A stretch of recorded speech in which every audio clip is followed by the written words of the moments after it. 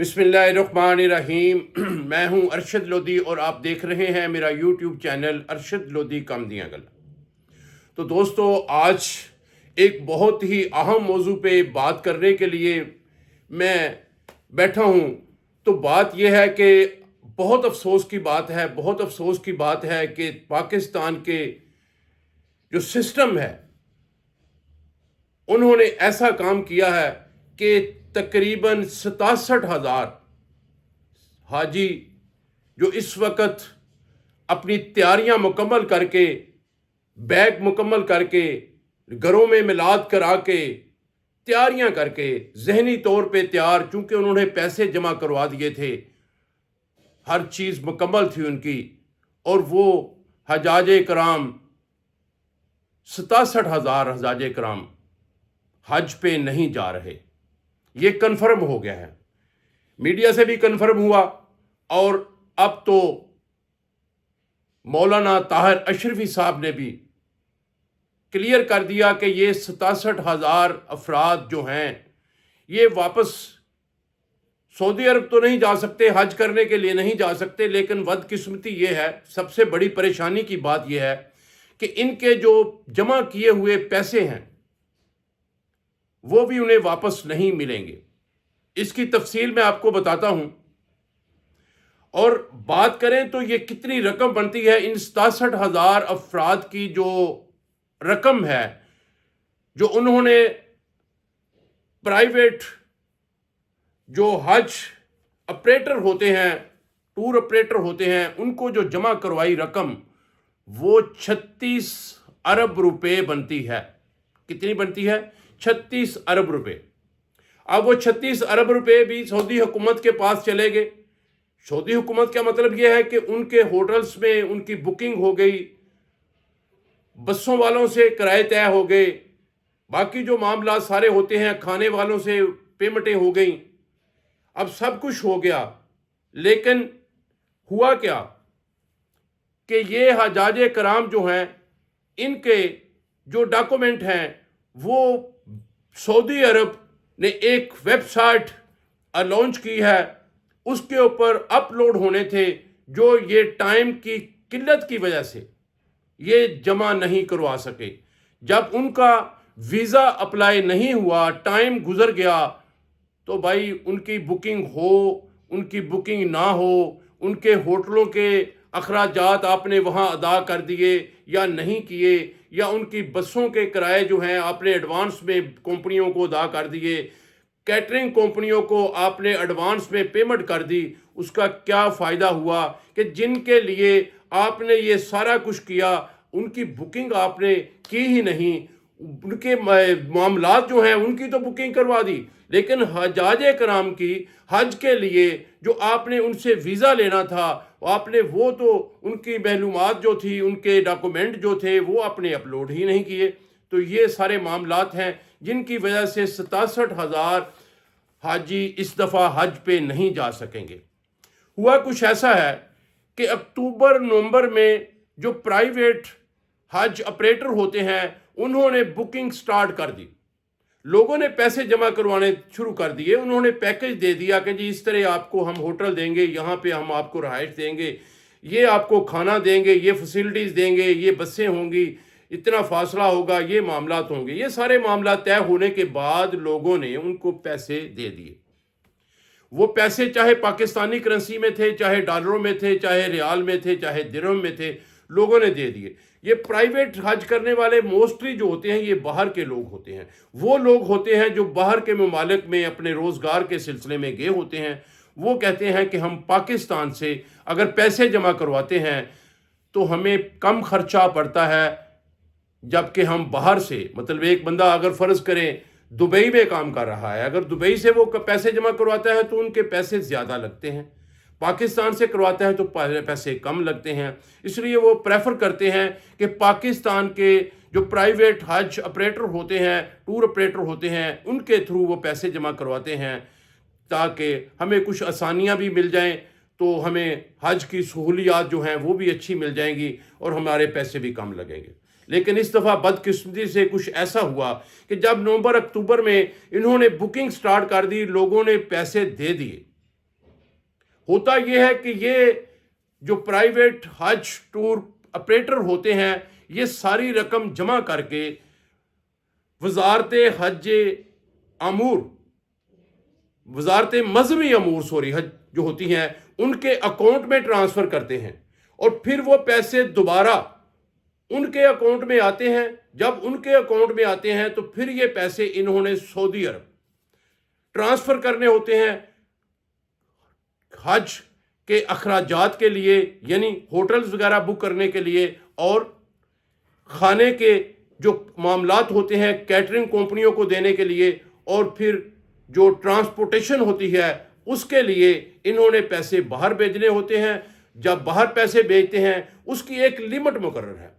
جب حج private operator سے ایک بات ہوئی تو انہوں نے بتایا کہ بھائی ہمارے جو پیسے ہمیں انہوں نے ہمیں دیے 10 جنوری کو واپس کیے، جبکہ لاسٹ ڈیٹ تھی وہ 14 فروری تھی۔ اب 10 جنوری اور 14 فروری میں تقریباً 1 مہینے کا ٹائم تھا۔ اب 1 مہینے میں ہم اپنے معاملات جو ہیں وہ مکمل نہیں کر سکتے تھے۔ ریزن یہ ہے کہ گورنمنٹ پاکستان نے ایک لمٹ مقرر کر دی ہے کہ اس سے زیادہ پیسے آپ ایک وقت میں نہیں بھیج سکتے، ایک دن میں اس سے زیادہ پیسے نہیں آپ بھیج سکتے۔ اب جب ہم اس طریقے سے پیسے بھیجتے رہے تو ہمارا ٹائم جو ہے وہ ختم ہو گیا، ہم اپنے معاملات حل نہیں کر سکے۔ اس لیے اب وہاں جا کے انہوں نے اپنے جو ہوٹلز وغیرہ تھے ان کو تو بکنگ کر دی، کسی نے ہاف پیمنٹ کی ہوگی، کسی نے اس سے کم کی ہوگی، کسی نے اس سے زیادہ کی ہوگی، ہوٹل بک ہو گئے۔ اب جو کیٹرنگ کمپنیاں ہوتی ہیں ان سے معاملات طے ہو گئے، ان کو پیمنٹ کر دی گئی، وہ بھی معاملات چلے گئے، ان کے پاس پیسے بھی چلے گئے۔ اب جو ٹرانسپورٹیشن کمپنیاں ہوتی ہیں جو حج کے دوران آپ کو ٹرانسپورٹ مہیا کرتی ہیں ان کے ساتھ بھی معاملات طے ہو گئے، ریٹ طے ہو گیا، ان کو پیمنٹ ہو گئی، وہ معاملات بھی چلے گئے۔ اب رہ کیا گیا؟ بات اصل میں آتی ہے کہ کیوں یہ اب کہ ان کی پیمنٹ بھی ہو گئی ہے، بکنگ بھی ہو گئی ہے، تو پھر یہ جا کیوں نہیں سکتے؟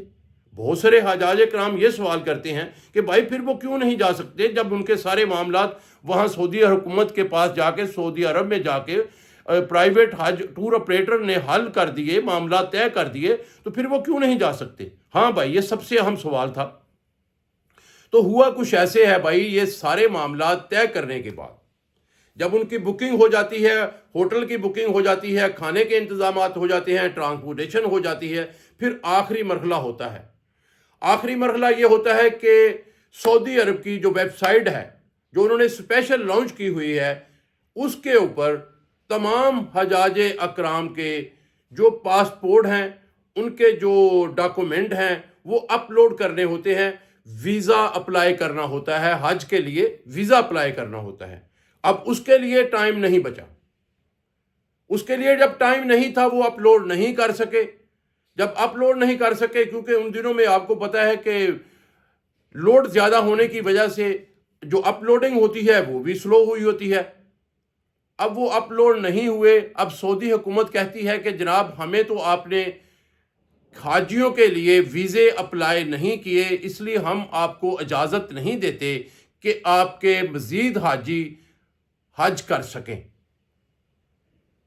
یہ معاملات جو ہیں یہ بڑے پیچیدہ ہو گئے ہیں۔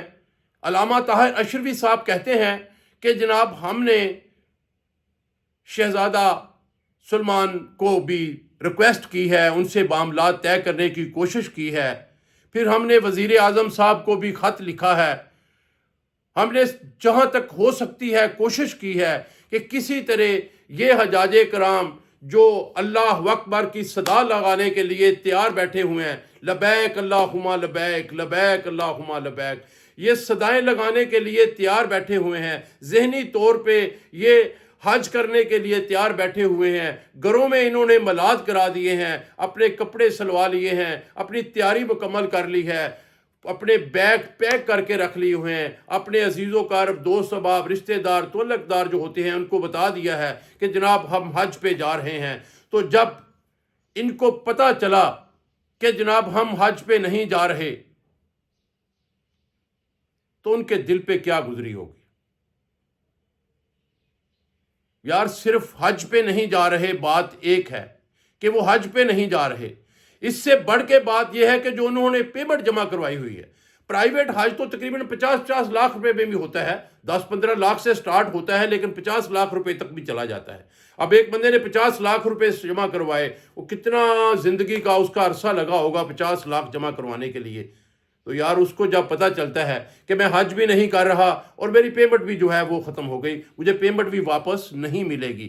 کیسے واپس نہیں ملے گی؟ بھائی اس طرح واپس نہیں ملے گی کہ وہ پیمنٹ تو ان کمپنیوں کے پاس جمع ہو گئی، یعنی جو پرائیویٹ حج ٹور آپریٹر ہیں انہوں نے وہ پیمنٹ آپ کے کھانے کی بکنگ، آپ کے ہوٹل کی بکنگ، آپ کے ٹرانسپورٹیشن کی بکنگ وہ اس میں لگا دی، ان کو جمع کروا دی، تو وہ آپ کو واپس کیسے ملے گی؟ یہ 36 ارب روپے کا معاملہ ہے۔ کوئی تھوڑا بہت معاملہ ہو تو بندہ کہتا ہے کہ شاید کوئی اپنے کسی نہ کسی طریقے سے کوئی اپنے سورسز سے یہ پیکم واپس کر دے گا، یہ تو سوال ہی پیدا نہیں ہوتا۔